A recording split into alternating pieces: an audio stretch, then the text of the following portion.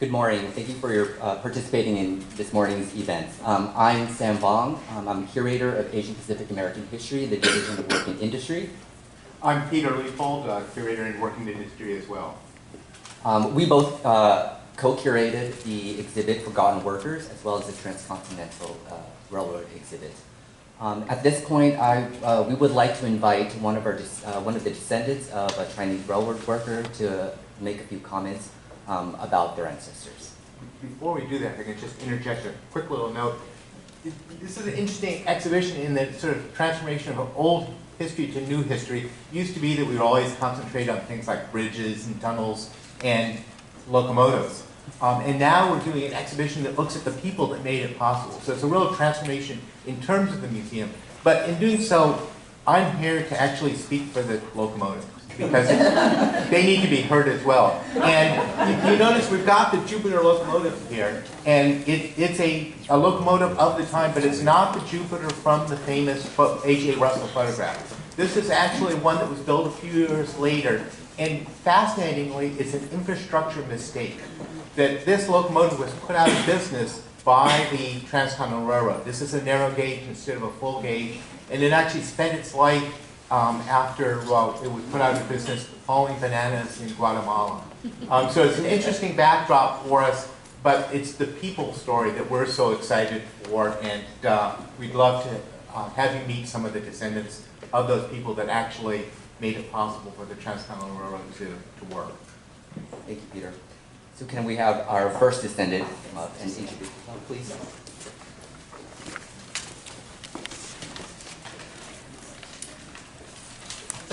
Good morning. My name is Lisa Shao, and I'm here with my daughter, Maya Chen. Maya is a sixth-generation American. We have two descendants on my mother's side, who both of her parents were descended from men who worked on the railroads. They came in the 1860s from the Taishan area of Guangdong in China, and they have kind of different stories. My great-great-great-grandfather, Li Ling, came over and was a laborer on the Central Pacific Railroad. Some of his cousins and brothers also came, and they, after working on the railroads, exercised the same entrepreneurial vision that allowed them to come across the Pacific to this country, and they started a store in San Francisco selling medicinal herbs on DuPont Street, which is now Grant Avenue, in Chinatown. My great-great-grandfather, Leon, was born in San Francisco in 1874. They had the store for a while. After the 1906 earthquake destroyed San Francisco, they decided to move across the country and try their fortunes in New York City. And they were one of the founding families of New York's Chinatown. And they had a money exchange business, and they had a letter writing business for Chinese immigrants, and that eventually became an insurance and travel agency, and those businesses are still there today on Pell Street, and my family still runs them. My great-great-grandfather on my maternal grandmother's side has a much more colorful story. His name was Li Kim. He was recruited at age 15 or 16 to come to the United States to work on the railroads, and that was probably because he was over 6 feet tall and had the nickname the Elephant. His life reads like an adventure story.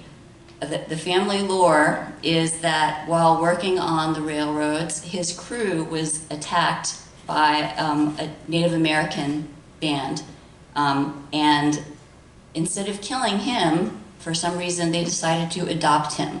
Now, the story is that the chief of this tribe had recently lost a son in a battle, and that this young, strapping, 6-foot-tall Chinese guy looked like, probably very tan from working outside, looked like a Native American. And so he lived with the tribe for a few years and eventually left the tribe and found his way to Baltimore, where he was one of the early settlers in Baltimore's Chinatown, and his daughters were the first Chinese girls born in Baltimore. He apparently, this is also kind of an adventure story, apparently he was killed a few years after that trying to stop a runaway horse. His children, however, eventually also made their way to New York's Chinatown, where they had shops and a tea house, and family lore tells it also a brothel, but they don't like to talk about that.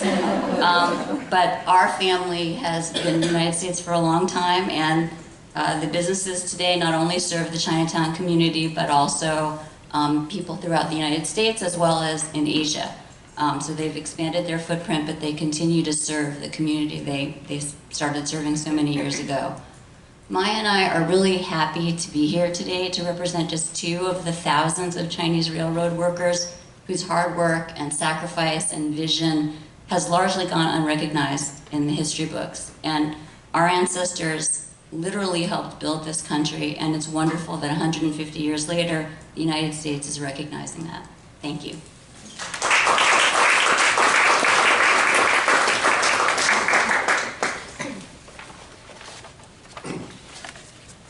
Good morning.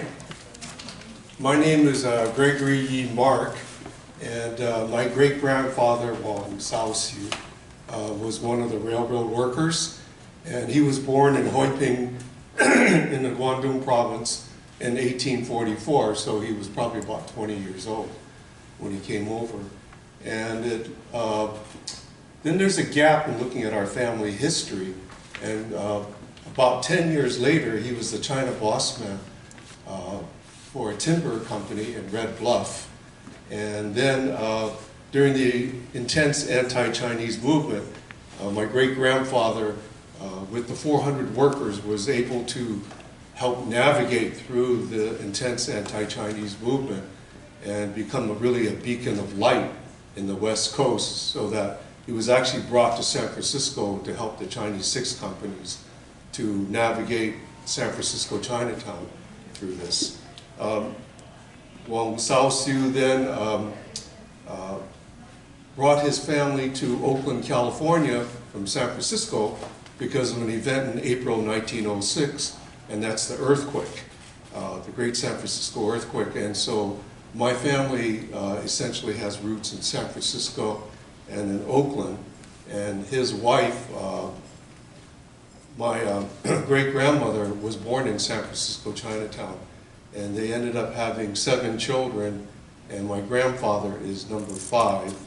And number 7, the youngest child, her name is Marion Wong, and in 1915, at the age of 20, Marion had a great idea, and she met some people through our family restaurant in downtown Oakland in the theater district. It's called Evans Cafe, and she met some people there. And so at age 20, she decided to take on a project. And so Marion was the creator of the first Asian American film in the United States that was shot primarily in Oakland and a little bit in Niles Valley that preceded Hollywood. And so the title of that film is The Curse of Guangdong. And so we have 35 minutes left of that film. And so my family kind of has a long history. And so when people ask me, I live part-time in Sacramento and Honolulu, and I get asked sometimes, like in the Sacramento courthouse, when I'm doing some business there, where are you from? And I remember telling this middle-aged attorney, well, I'm from Oakland. And then he said, where are you really from? And I said, well, where are you from? And then they said, you're getting mad. I said, yeah, because you're assuming that I'm a foreigner. I'm a long-time Californian. My family goes back to the gold rush period on my great-grandmother's side. And so I'm very proud, extremely proud, to be the great-grandson of Wang Shaoxiu. And then his son, my grandfather Albert, my grandmother Violet, and on down to my mother Clara and Byron Mark. And my last comment in terms of the anti-Chinese movement, my father immigrated from China in 1928, and in 1936 he was sweeping the floor of his laundry in Oakland, California, and he was arrested at 6:01 for a violation of the Oakland Laundry Ordinance that essentially tried to drive Chinese hand laundries out of business and he could not work more than 10 hours a day, all Chinese laundrymen in Oakland. And so the stakeout arrested him 1 minute after 6, and he won his case in the California State Supreme Court, and that was also an important vehicle, besides the accomplishments on the railroad and other many, many accomplishments, was to fight back through the U.S. court system. So thank you very much for having me.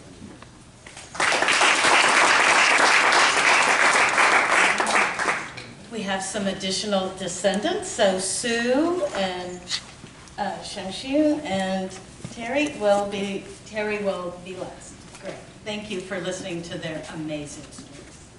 Hi, my name is Susan Yu. My hometown is Pittsburgh, Pennsylvania.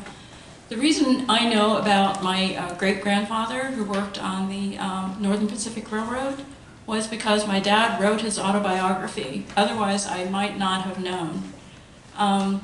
My dad said that when he was a young boy, he remembers his grandfather coming home from working in the United States and working on the railroad, and after a year died. The story of my family is the story of the Chinese Exclusion Act. So my great-grandfather spent most of his life in the United States and was separated from his family. Also, my grandfather came here, and I only recently found out before my dad died that he came across the Rio Grande, so apparently he's an illegal immigrant. But he came and went back to China twice, I believe, and died here at the age of 54 in Pittsburgh, never seeing his family, not being able to bring his wife and other children. He did bring my dad. My dad came and never saw his mother again from the age of 10. But my dad was quite the entrepreneur. He went to Duquesne High School in Pittsburgh. He started at Carnegie Tech, and then he went back in 1939 to fight the Japanese as a civilian. So once he met my mother, they actually came back to the United States in 1944, 1 year, actually a few months after they rescinded the Chinese Exclusion Act. She was number 34 of 105 people that was able to make it here. So even though the story is of the railroad workers, most of them probably never saw their families or couldn't see their families, and that's the story of the segregation of the United States, and we're hoping that history doesn't repeat itself.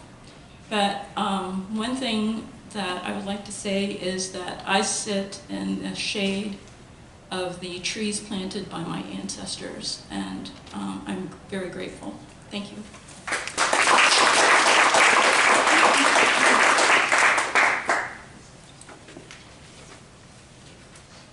Good morning, everyone. My name is Ching San Wang. I've been working at the Smithsonian for 30 years. I thank you for the invitation.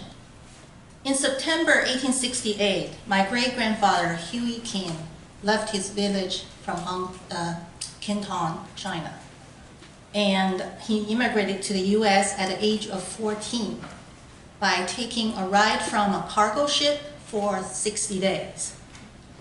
In 1932, he wrote his autobiography, and we learned a lot from that book. In those days, people were free to come and go because there was no immigration law yet. And even though he was too young to work directly in the railroad, he did work among the Chinese laborers, and he helped whatever he can to those folks. He worked in an American Christian family for the general help, earning about $1.50 per week. And the wife of the family taught him English, and he was a fast learner. Later, he realized that he could pass on and teach those Chinese laborers for English and raise their awareness and understanding of the culture. And he did this every night. Around 20 years old, he entered a cemetery school. After he graduated from there, he went on to help jointly created the first Chinese church in Oakland, and later on he established the first church in New York City. And that church is still there, standing on 5th Avenue and 11th Street in New York. The discrimination against Chinese people was common at that time, but Huey worked very hard to provide the support to those who were sick, poor, had legal barriers, or had legal troubles with the authorities. Together, while he was there, he met my great-grandmother, who was a Holland immigrant descendant. Together, they created preschool, adult education classes, and they cared for the sick, Chinese laborers, and much, much more. Earlier, someone mentioned about those Chinese men working as laundrymen in the laundry industry, and they specifically helped a lot with those folks. Together, they had 9 children, 3 sons and 6 daughters. My grandmother is number 5. And those 6 daughters all married famous Chinese scholars who graduated from Yale University and Columbia University and went back to China to do mass education, rural education, reconstruction, medicine, and etc. And those sons stayed in America and married other Caucasian women and became famous engineers for New York construction work and made major contribution. And that's my story.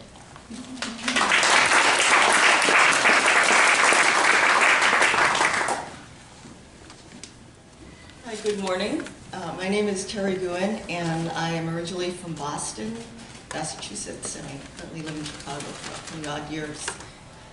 Full disclosure, in 2011, I was appointed by President Obama to the Advisory Council for Historic Preservation as a landscape architect and member and expert, of which was completely out of the blue. I got a call from the White House, and I think it's a prank call. So it's only with out of grand coincidence and great appreciation that I stand here.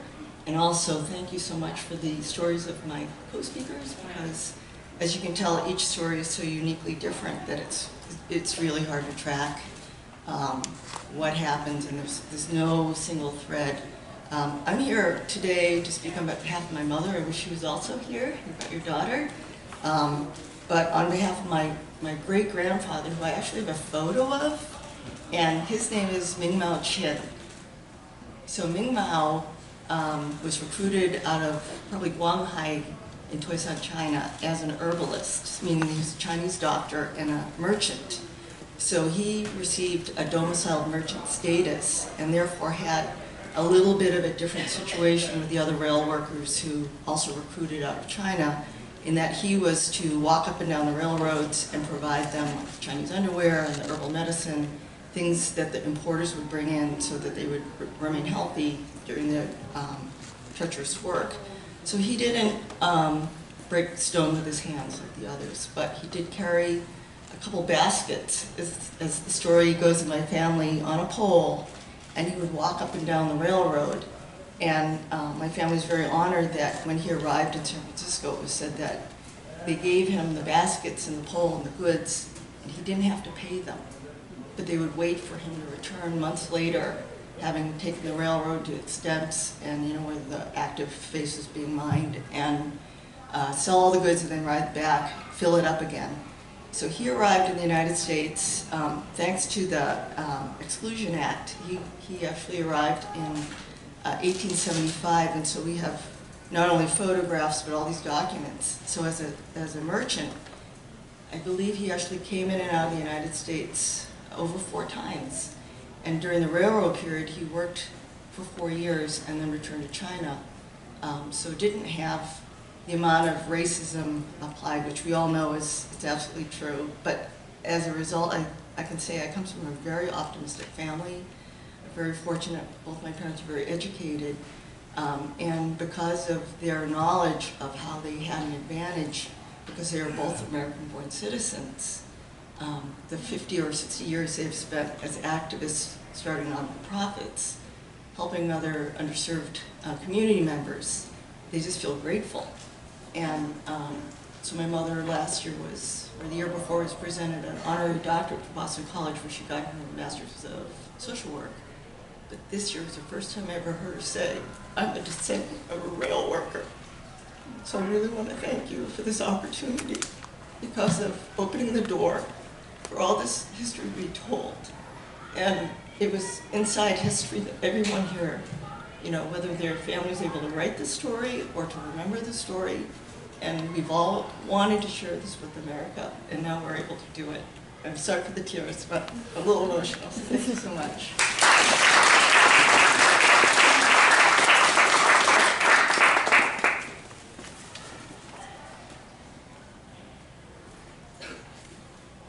Thank you for those stories, which were so moving and powerful and add to our collective American story.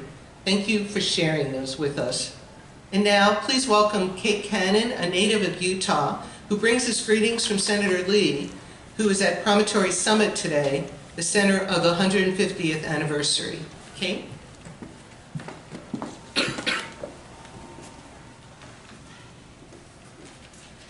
Thank you for that introduction. I'm very happy to be able to represent Senator Lee here today. As you mentioned, he is in Utah.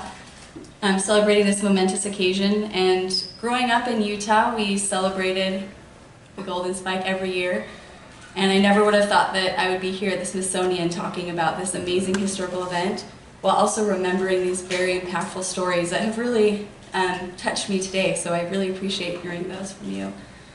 And now I have a message from Senator Lee that he's asked me to share with you today.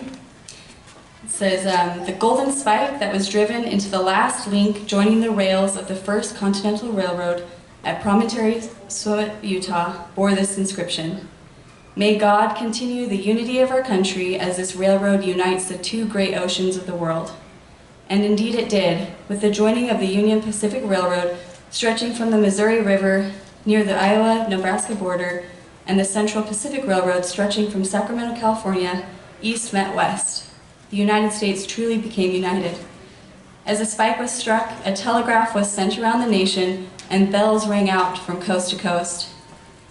And it is only right that we celebrate this pivotal moment, because this was a moment that changed the course of history in Utah, our nation, and ultimately the world. With the driving of the Golden Spike, the arduous 6-month journey required to cross the country, costing $1,000, had become a mere 10-day trip, costing only $150. Thousands of miles of tracks were laid across the country, allowing people to immigrate west and establish new settlements far more quickly and easily. And it transformed the economy in Utah and across the nation. Goods became efficiently transported across farther distances, sellers found new markets, and buyers on the frontier or in rural areas were able to purchase goods that were previously unavailable to them. It spurred a boom in communications, commerce, agriculture, construction, and mining. It started a significant new chapter in our relationship with Asia and the Pacific region, and it served as a model of innovation and prosperity for the rest of the world. And it's essential to note that all this came through the perseverance and efforts of many different people working together. It required a clear-eyed vision from President Lincoln and the federal government, and a fruitful private and public partnership which allowed the engineers, railroad companies, and local communities the freedom to do their jobs well. And it would not have been possible without the work, as has been mentioned, by the many Chinese workers, Irish, Mormon, Civil War veterans, Native Americans, and other laborers who toiled to build these railroads. It is because of the work of these ordinary Americans, these hidden heroes, these immigrants, that we were able to achieve one of the most transformative events in our nation thus far. It is my hope that we will continue in their footsteps and take up the banner that they carried, the banner of innovation, perseverance, and unity. If we do, there's no telling what our great nation can achieve. Thank you.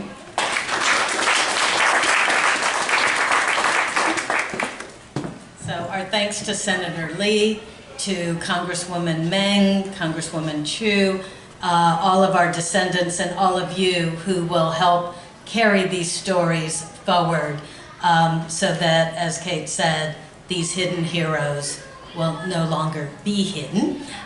This concludes the speaking part.